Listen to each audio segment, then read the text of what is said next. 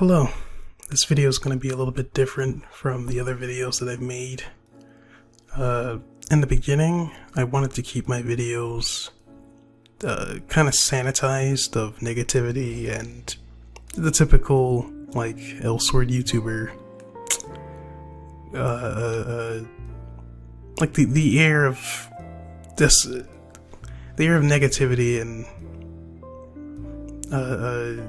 downplaying what the game offers as like a fun and enjoyable experience, because it is a fun game. But I'm sorry to say that I've been feeling this way. I do have my own negative comments to have on the game, and I do feel just a bit overly perturbed and even angry at some of the decisions that have been made so late in the game's lifespan, or have not been made at all. And I just want to take the time to address one thing that's coming up that I feel that is paramount to talk about right now. So we have the information about the PvP changes that are coming in KR very soon. Why do you guys think that it is too late for Elsword PvP to stand a chance at cultivating the audience that it once had and should have going forwards? In my opinion, I think it may be too late to save what the remnants of what you want to call PvP is. So back in the before time, PvP used to be a highly competitive and interesting game mode to have on the side of PvE, all the PvE modes. Well, there weren't that many back then, so let's rewind the clock back to Season 2 of Elsword, around 2013 to 2014, that time period, more or less. Back then, PvP was a lot more complex, and it required a lot more of you as the player to understand the mechanics of the game before getting into it. And the people who were playing at the highest level really did understand the game on a more intimate level foundationally, and were able to create these interesting configurations with combos, setups, and all the other things that go into an interesting fighting game mode, as it were, in this game. So back then, we had things like a launch limit. If you're just not playing the game in 2019, you really don't have access to, I shouldn't say access, you really just wouldn't know about a system or a mechanic or system like that, because the game just gets patched and everything that happened before is more or less erased, unfortunately. So the launch limit was exactly what it is, a limit on how much you could launch people. And either it actually was applied to PvP as well as PvE, but it was more of a thing in PvP for obvious reasons, because you don't want to be launching things in a party setting in PvE. So there would be certain limitations you would have when you were trying to approach someone with a combo, or if you were to confirm a hit, what people call catching in this game. If you were to confirm a hit and lead into a combo, and a lot of combos have this extender called an X-drop, or a lot of characters have a combo line or sequence in which you would launch them in the air, and then you would hit them with your X attack, which would either shave off, or back then it would completely reset the KD limit, which is your knockdown limit, to 0.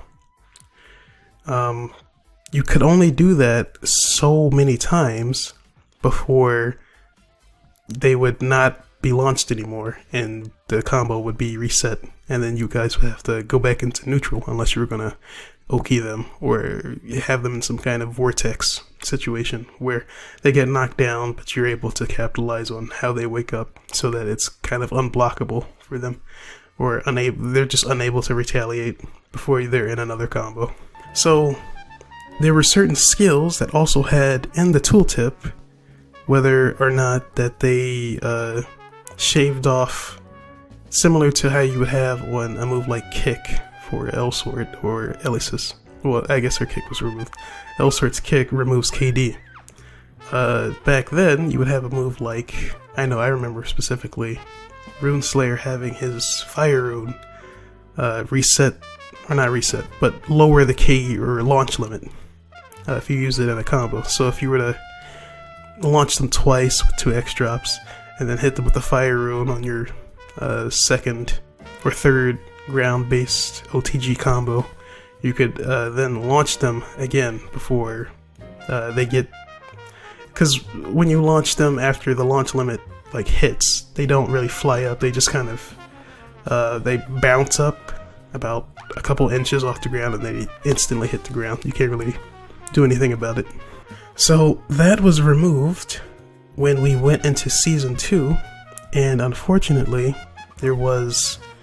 the error back then was that there were a whole bunch of, at least in Else NA, a lot of people who were putting out Elsword combo videos and PvP videos and tournaments that were done by the community. And everybody was super excited for what Season 3 had in store because, admittedly, as interesting and complex Season 2 was, there were some things that were kind of imbalanced.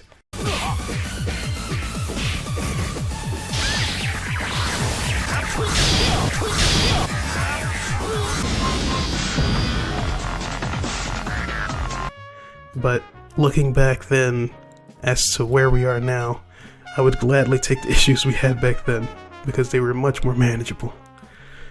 And admittedly, at least to me, were much more fun to fight against.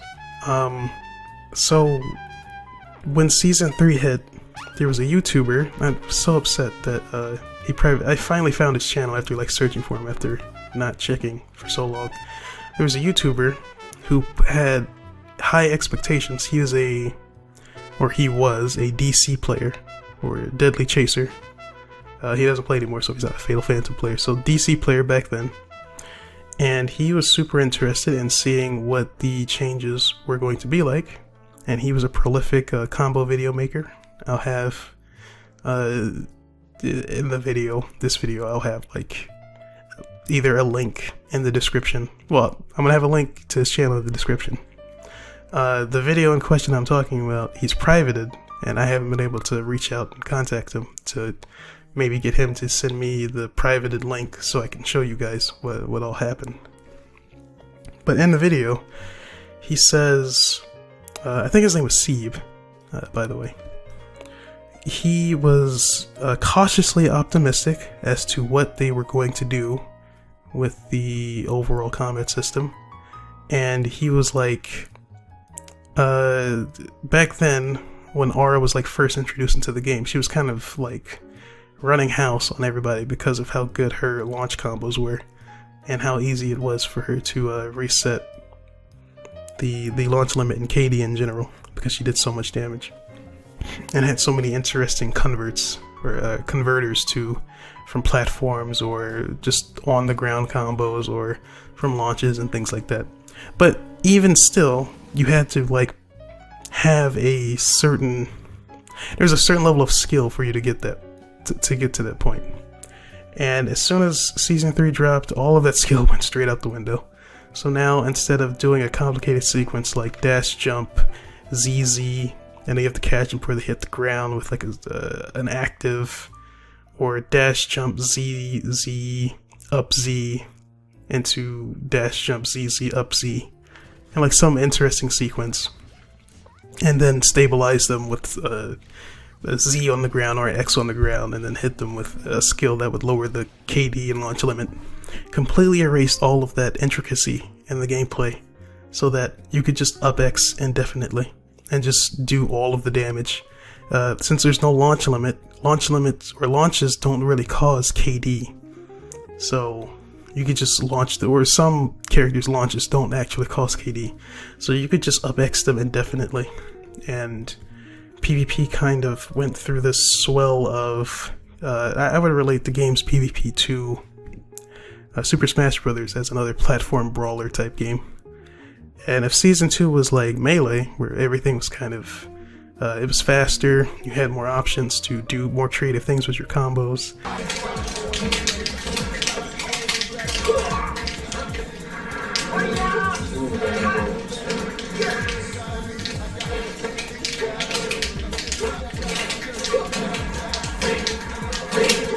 Oh, shit. That was sick.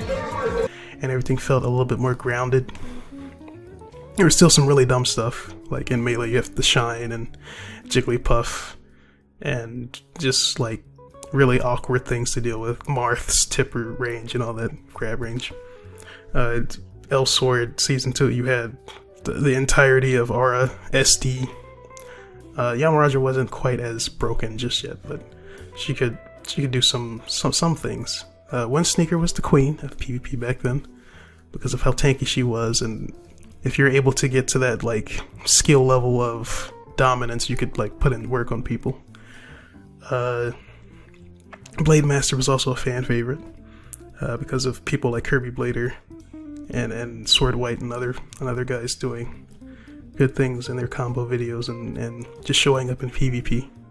You see them all the time on the leaderboards and in tournaments and such, and the very graceful way that they would play their character was interesting, and it was fun to watch. If you were a spectator, it kind of made you want to play the character, and it was a really good loop of people who got into the game via someone recommending them through the video or checking out the tournament or playing the game's PvP up to a point where they got to do PvP, and then they just like experienced someone who would do these weird, crazy things that they didn't know was possible in PvE, and it just kind of translates over to, oh, I didn't know you could do this, and that, and the people who would just spectate, who weren't as good, could still like feel like they're involved. And that sort of that conversation, that community, that was so fun to watch and engage with. That kind of went harshly downhill, as Season 3 was kind of like the introduction of brawl mechanics, like tripping and just completely slow-paced gameplay, and things don't really combo the way they used to, and there's like a single character kind of dominating the charts, where there was this really good balance of like 6, maybe 5 characters that kind of duked it out, but you could still compete with the other characters and like cause upsets every now and then, and people would like respect you, respect your abilities with the character to be able to do things. And unfortunately, all of that was thrown out the window. Launch limit was completely dissolved, completely thrown out the game going forwards. We have never seen any hair or whiff of it coming back ever. KD limits were kind of extended so that the characters that did really high damage, they were able to do it much easier. Some of the characters were completely reworked to be nothing like how they were. Rest in peace Reckless Fist, who lost a lot of his launches and interesting combos and favors for really boring, grounded combos, or his spikes didn't launch anymore. They just kind of slid you farther away, and he just lost all of his creative potential with making interesting converts and just anything, really. Also plain. So yeah, like the reworks kind of dumbed down the characters, it dumbed down the combat system, and it dumbed down the community that could get into the game as a result. And the people who would keep like the spirit alive of interesting and fun and high-paced, high-octane gameplay, they all just became disillusioned in time, and they all started to leave one by one as they saw that the company just didn't want to push the game in the correct direction. Because what we really wanted during the Season 2 era, besides like some slight character reworks that could have been easily solved, was we wanted a PvP mode where there were no items were completely turned off, and the gear didn't matter.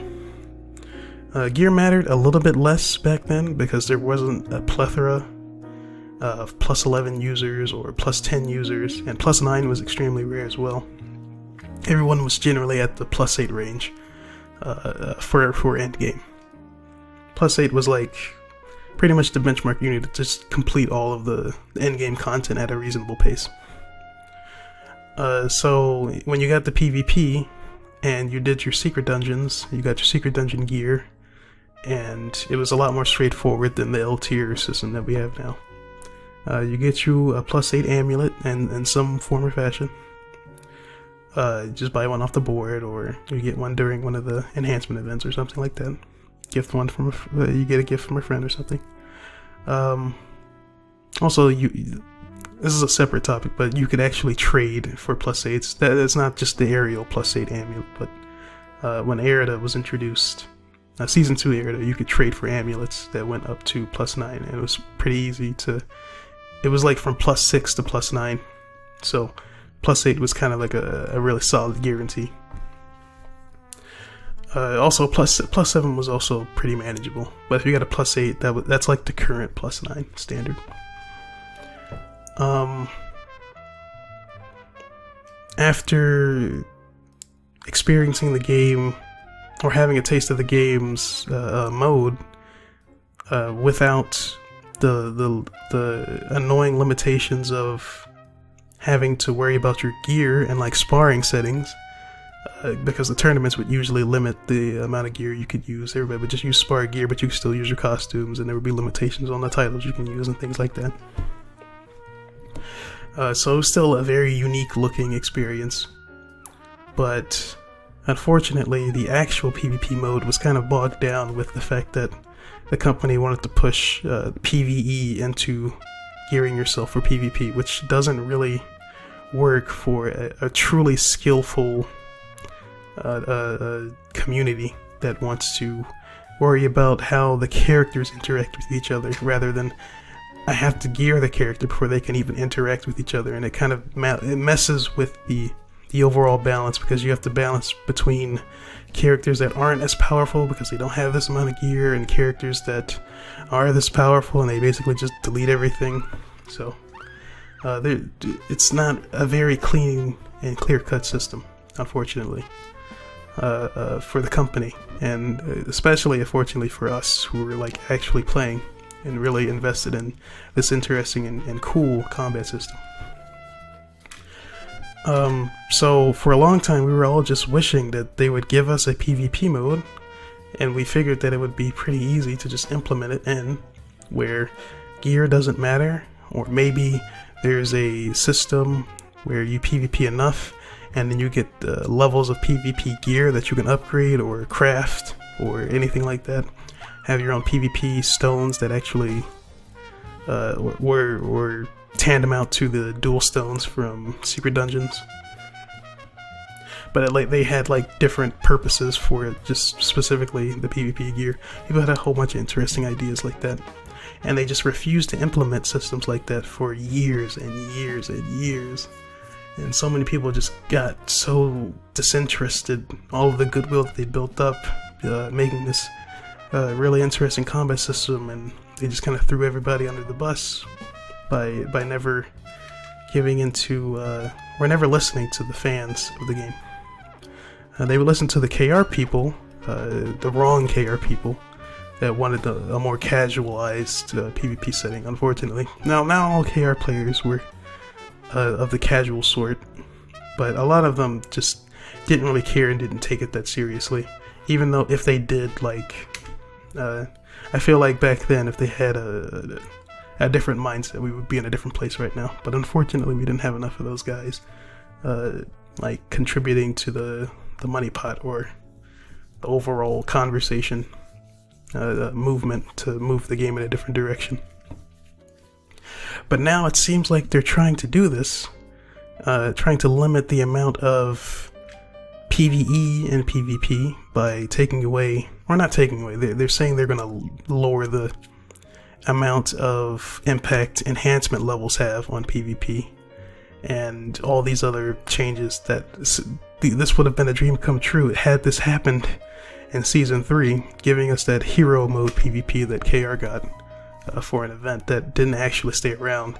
And meanwhile, we get modes like Brawl, which is even more just full stop nonsensical, just dumb, brain dead PvP craziness that no one wants.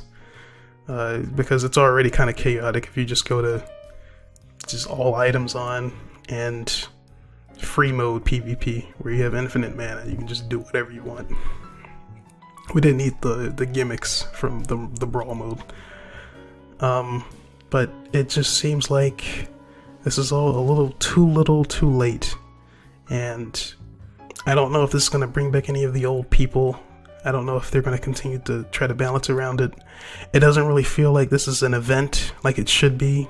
Like a giant Season 5 or Season 6, I don't know what season we're on right now. PvP, the new standard, because they had a pretty embarrassing showing with their PvP for the Levy release. They had a tournament, and like it was just a 3v3 one-shot fest. Everybody could just have their gear on, and they just completely annihilated each other. It was super embarrassing to watch.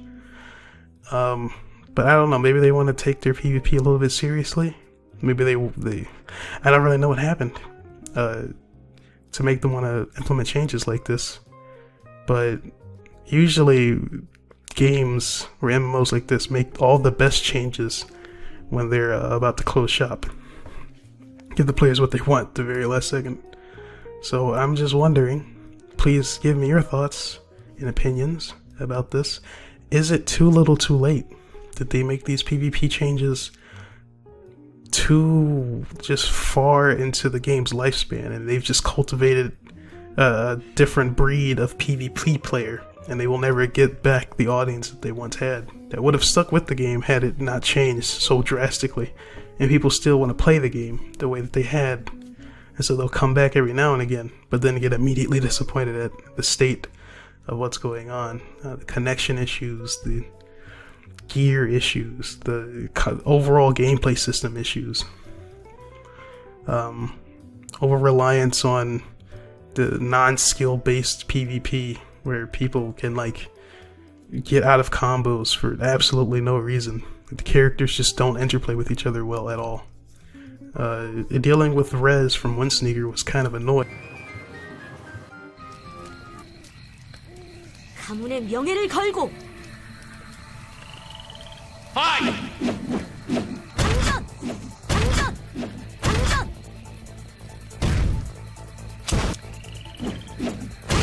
으아! 간다! 으아! 지금이다!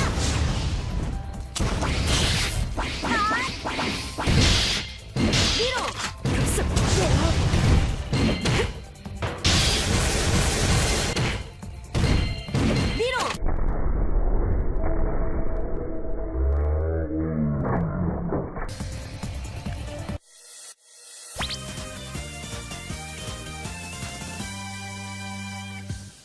But it was manageable. So I don't know.